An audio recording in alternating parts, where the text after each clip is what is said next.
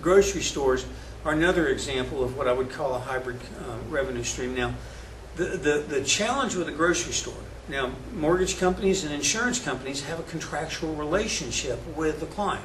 So that contractual relationship lends itself well to the recurring component portion.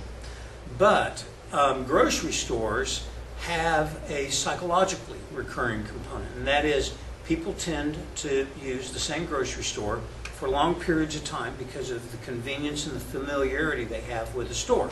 So while you may shop at one or two or even three different stores, you typically shop at the same one or two or three different stores. So a grocery store, you're not under any contractual obligation to use that grocery store, so the grocery store cannot rely upon your recurring revenue.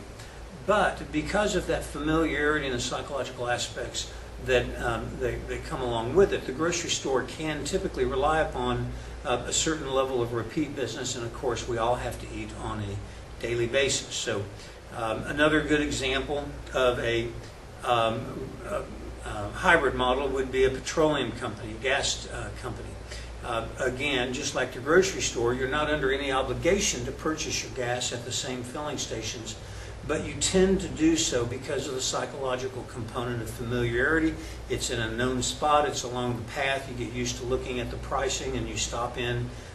So while they have a non-recurring business, in other words, no contractual obligation, there is the psychological recurring component, so I would call that a hybrid business. There are a few types of what I'll call fundamental revenue streams. There's the asset sale model, which is any kind of product sale, for example, Walmart. There's the usage fee. A good example of that would be UPS or FedEx. You use the service, you pay for the fee. There's subscription fees. Magazines and fitness clubs would be a good example of that.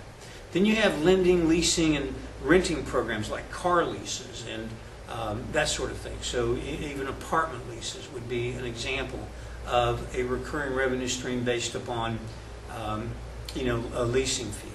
Licensing, movie distribution companies, they license the use of their product to show on your theater screens if you're a theater operator. Brokerage fees, companies like Merrill Lynch and similar make a fee from brokerage. And then advertising, newspapers and radio stations and television stations generate fees from advertising. So let's look at each of these. And asset sales, again, like Walmart or your grocery store, they're a non-recurring, contractually, could be a hybrid model. The usage fees for UPS and FedEx, again, non-recurring, no contractual obligation.